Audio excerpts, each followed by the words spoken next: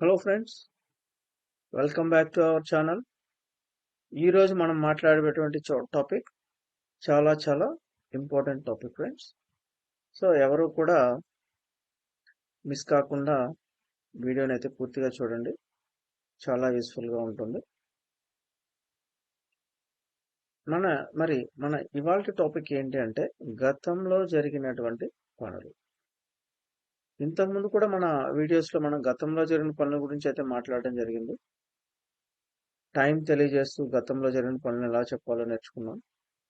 Time చెప్పకుండా గతంలో జరిగినటువంటి పనులు ఎలా చెప్పాలో నేర్చుకుంది. టైం తెలియజేస్తూ గతంలో జరుగుతూ ఉన్న పనుల గురించి కూడా మనం నేర్చుకోవడం జరిగింది.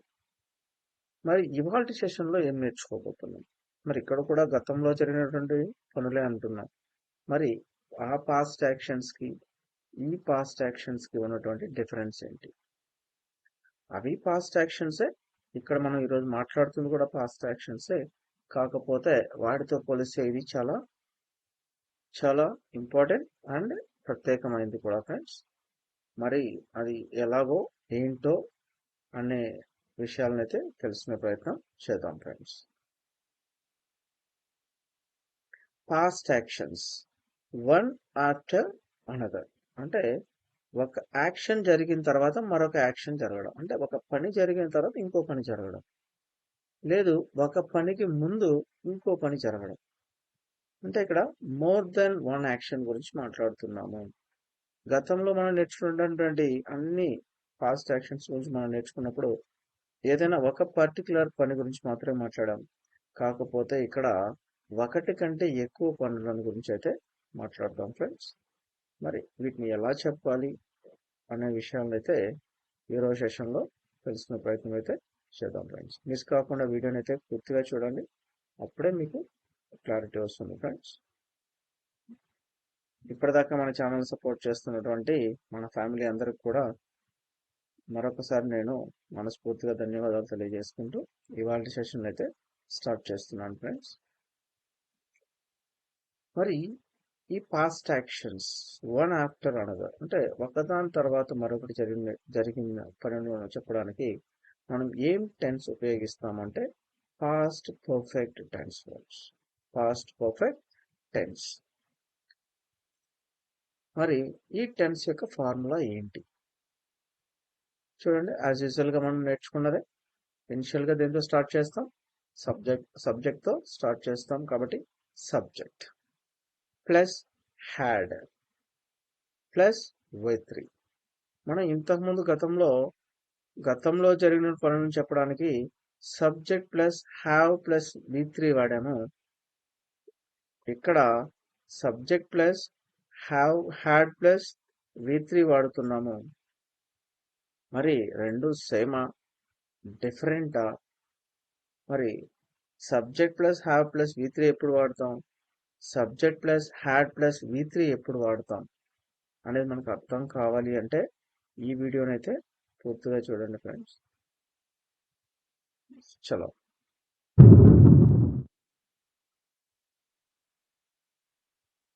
Past perfect tense. అసలు ఈ టెన్స్ని ఎప్పుడు వాడాలి, ఎలా వాడాలి అనేది ఫస్ట్ మనం అర్థం చేసుకోవాల్సినటువంటి విషయం ఫ్రెండ్స్. చూడండి, ఈ టెన్స్ను ఒకే సబ్జెక్ట్తో ఉపయోగించకూడదు. ఫస్ట్ మనం అర్థం చేసుకోవాల్సిన విషయం ఏంటి? పాస్ట్ పర్ఫెక్ట్ టెన్స్ ఉపయోగించాలి అంటే సింగిల్ సబ్జెక్ట్తో మనం దీన్ని యూజ్ చేయకూడదు. మరి ఎలా? రెండు సబ్జెక్ట్స్ ఉండాలి, రెండు వర్బులు ఉండాలి. అంటే రెండు సబ్జెక్టులు ఉండాలి, రెండు వర్బులు అంటే రెండు పనులు ఉండాలి. వాటిలో ముందు జరిగినటువంటి పని అంటే ముందుగా జరిగినటువంటి యాక్షన్ ని ఎలా చెప్తామంటే పాస్ట్ పర్ఫెక్ట్ టెన్స్ లో చెప్తాం. అలాగే తరువాత జరిగినటువంటి పని అంటే ముందు ఆల్రెడీ ఒక పని జరిగింది, దాన్ని పాస్ట్ పర్ఫెక్ట్ టెన్స్ లో చెప్తున్నాము. తర్వాత జరిగినటువంటి పనిని మనం సింపుల్ పాస్ట్ టెన్స్ లో చెప్తున్నాం. ఇలాగైతే చెప్పాలి ఫ్రెండ్స్. సో ఇక్కడ మనకు అర్థం చేసుకోవాల్సిన విషయం ఏంటంటే పాస్ట్ పర్ఫెక్ట్ టెన్స్ ని సింగిల్ సబ్జెక్ట్ తో యూజ్ చేయకూడదు. కంపల్సరీ ఎన్ని ఉండాలి? 2 సబ్జెక్టులు ఉండాలి, 2 వర్బులు అయితే ఉండాలి ఫ్రెండ్స్. అలాంటి సందర్భంలో మాత్రమే మనం ఈ పాస్ట్ పర్ఫెక్ట్ టెన్స్ ని ఉపయోగిస్తాం. మరి అలా ఉపయోగించాలంటే మనం ఏం ఫార్ములా యూజ్ చేయాలి? ఆ రెండింటిని ఇక్కడ 2 యాక్షన్స్ గురించి మాట్లాడుతున్నాం. మరి ఆ రెండింటిని ఎలా జాయిన్ చేయాలి?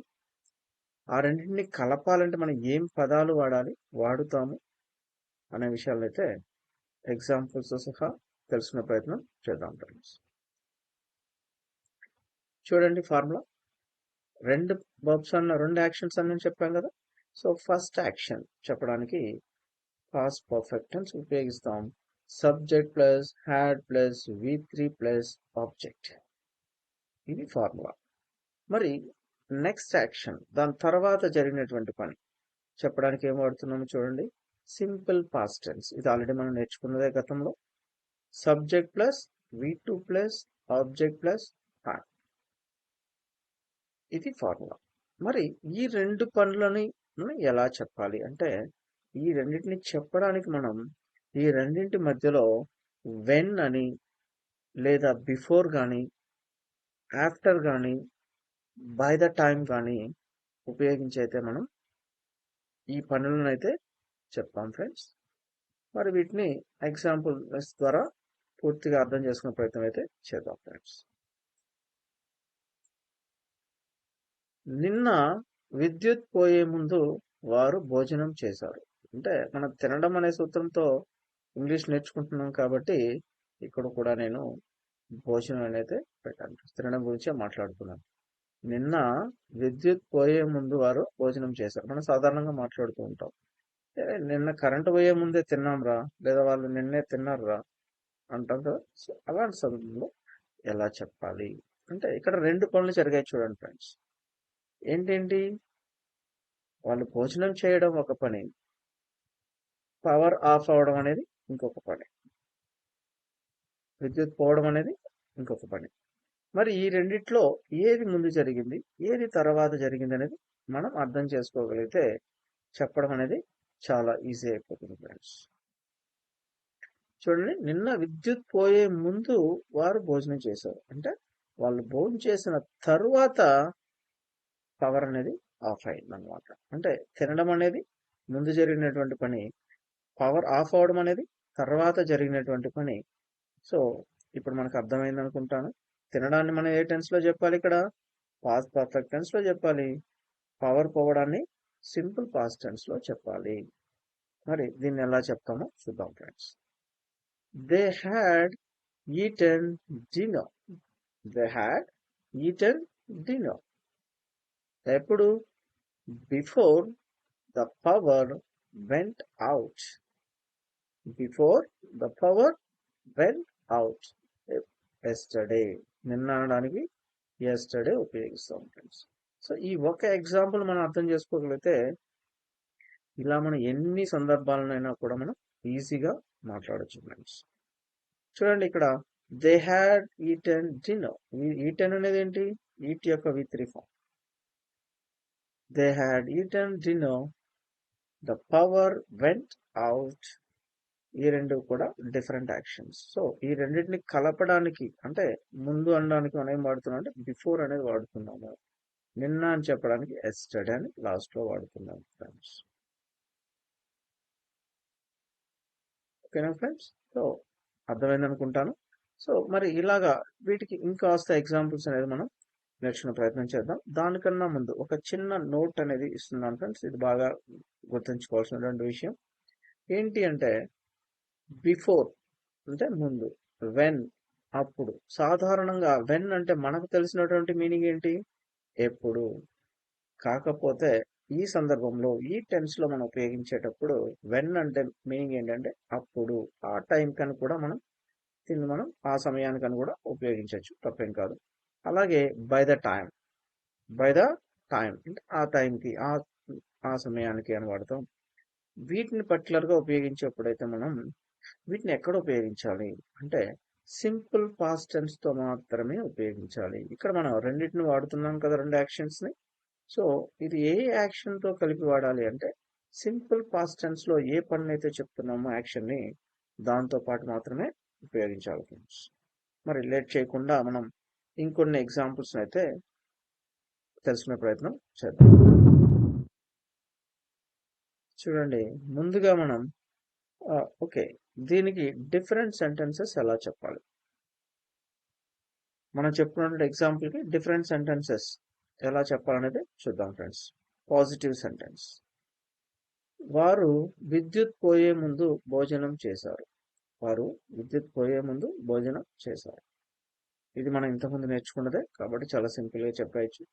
They had eaten dinner before the power went out.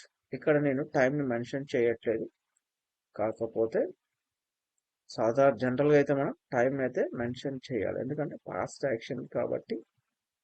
అది కూడా మనం ఇక్కడ సింపుల్ పాస్ట్ టెన్స్ లో చెప్తున్నాం కాబట్టి మనం ఇక్కడ టైం అయితే మెన్షన్ చేయాలి. సో ఆ పాస్ట్ టైమ్స్ ఏంటి అనేది మనం ఆల్రెడీ సింపుల్ పాస్ట్ టెన్స్ నేర్చుకున్నట్లు చెప్పాం. ఒకసారి మీరు ఆ వీడియో చూసారంటే ఆ పాస్ట్ టైమ్స్ అనేవి వస్తాయి. సో అది నేను ఆ టైంని మెన్షన్ చేయకుండా మాత్రం ఇక్కడ మీకు ఎగ్జాంపుల్స్ ఇస్తున్నాను, నేర్చుకోండి. They had eaten dinner before the power went out. మరి పాజిటివ్ ఉంటే నెగిటివ్ కూడా ఉంటుంది కదా ఫ్రెండ్స్, మరి అది ఎలా చెప్పాలో చూద్దాం. వాళ్ళు నేను తిన్నారు అనేది పాజిటివ్ అయితే, తినలేదు భోజనం చేయలేదు అనేది నెగిటివ్. వారు విద్యుత్ పోయే ముందు భోజనం చేయలేదు అంటే కరెంట్ పోకముందు వాళ్ళు, పవర్ ఆఫ్ కాకముందు వాళ్ళు భోజనం చేయలేదు. అప్పటికి దీని ఎలా చెప్తాం, they had not eaten dinner before the power went out. So ఇక్కడ చూడండి, పాజిటివ్ కి నెగిటివ్ ఓన్లీ డిఫరెన్స్ ఏంటి, నాట్. దే హ్యాడ్ ఈటన్ అన్నాం, ఇక్కడ they had not eaten dinner before the power went out. ఇలాగైతే చెప్పచ్చు ఫ్రెండ్స్. మరి పాజిటివ్ చూసాం, నెగిటివ్ చూసాం, మరి వీటిని ఎలా క్వశ్చన్స్ చేయాలి అంటే ఇంటరాగేటివ్స్ గా ఎలా మార్చాలి అనే విషయాన్ని అయితే చూద్దాం ఫ్రెండ్స్. ఇప్పుడు పాజిటివ్ ని ఎలా ఇంటరాగేటివ్ గా మార్చాలో చూద్దాం. విద్యుత్ పోయే ముందు వారు భోజనం చేశారా అంటే పవర్ పోవడానికి ముందు వాళ్ళు భోజనం చేశారా అని అడగాలి, ఇది క్వశ్చన్. మరి దీన్ని ఎలా అడుగుతామో చూద్దాం friends. Had they eaten dinner before the power went out. Had they eaten dinner before the power went out. So they had ఏం చేసామంటే హ్యాడ్ దేగా మార్చాం ఫ్రెండ్స్. రిమైనింగ్ సెంటెన్స్ అంతా కూడా సేమ్, మనం ఏమీ యాడ్ చేయట్లేదు. సో చాలా సింపుల్ గా ఉన్నదాన్ని క్వశ్చన్ గా మారుస్తున్నాం, జస్ట్ లాస్ట్ లో క్వశ్చన్ మార్చవచ్చు, క్వశ్చన్ అయిపోయింది. మరి నెగిటివ్ ని ఎలా ఇంటరాగేటివ్ చేయాలో చూద్దాం ఫ్రెండ్స్. విద్యుత్ పోయే ముందు వాళ్ళు భోజనం చేయలేదా అంటే పవర్ ఆఫ్ కావడానికి ముందు వాళ్ళు భోజనం చేయలేదా అని ఎలా అడుగుతాం చూద్దాం. Had they not eaten dinner before the power went out. Had they not eaten dinner before the power went out. Say friends, ఇక్కడ కూడా క్వశ్చన్స్ లో కూడా మనకి ఓన్లీ డిఫరెన్స్ ఏంటంటే కూడా నాట్, రిమైనింగ్ సేమ్.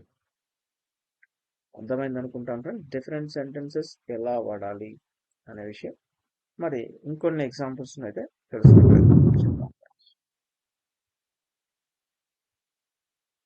బిఫోర్ అంటే ముందు, ఈ రెండు యాక్షన్స్ ని కలపడానికి మనం కొన్ని పదాలు వాడతామని చెప్పాం కదా. సో అందులో ఫస్ట్ బిఫోర్, ముందు అని ఉపయోగించి ఎలా చెప్పాలో చూద్దాం. నేను పడుకోవడానికి ముందు నా పని ముగించుకున్నాను అంటే నా పనులన్నీ పూర్తి చేసుకున్న తర్వాత, నా వర్క్స్ అన్ని పూర్తి చేసుకున్న తర్వాత నేను పడుకున్నానని మనం సాధారణంగా మాట్లాడతాం. మరి ఇలాంటివి ఎలా చెప్పాలో చూద్దాం friends. I had finished my work before I went to bed. ఇక్కడ చూడండి, రెండు పనులు జరిగాయి. ఏంటి, నేను నా పని పూర్తి చేసుకోవడం ఒకటి, నేను పడుకోవడం ఒకటి. మరి ఏది ముందు జరిగింది, ఏది తర్వాత జరిగింది? నేను పడుకోవడానికి ముందు నా పని పూర్తి చేశాను అంటున్నాను, అంటే నా పని పూర్తి చేయడం అనేది ముందు జరిగినటువంటి పని, నేను పడుకోవడం అనేది సెకండ్ జరిగినటువంటి పని, నెక్స్ట్ జరిగినటువంటి యాక్షన్. సో కాబట్టి I had finished my work before I went to bed. ఇలా అయితే చెప్తాం ఫ్రెండ్స్. మేము కలిసి చూసే ముందే ఆమె ఆ సినిమా అప్పటికే చూసింది. మనం సాధారణంగా మాట్లాడుతూ ఉంటాం, మేమందరం కలిసి వెళ్ళడానికి ముందే ఆడ ఆల్రెడీ సినిమా చూసేశాడు. మేము మేము కలిసి వెళ్ళడానికి ముందే వాళ్ళు అక్కడికి వెళ్ళారు. ఇలా ఇలా మనం ఉపయోగిస్తూ ఉంటాం. అలాగా ఆమె కూడా వీళ్ళందరూ కలిసి వెళ్ళడానికి ముందే ఏం చేసింది అక్కడ? ఆ సినిమా అంతకు ముందే చూసేసింది. మరి ఇలాంటిదని ఎలా చెప్పాలో చూద్దాం. She had already seen that movie before we watched it together.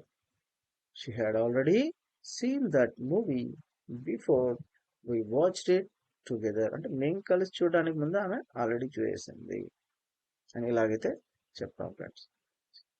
ఆమె రియాక్ట్ అవ్వడానికి ముందే అతను వెళ్ళిపోయాడు. అంటే ఆమె రియాక్ట్ కాకముందే అతను వెళ్ళిపోయాడు. అంటే ముందు ఏం పని జరిగింది? అతను వెళ్ళిపోవడం జరిగింది.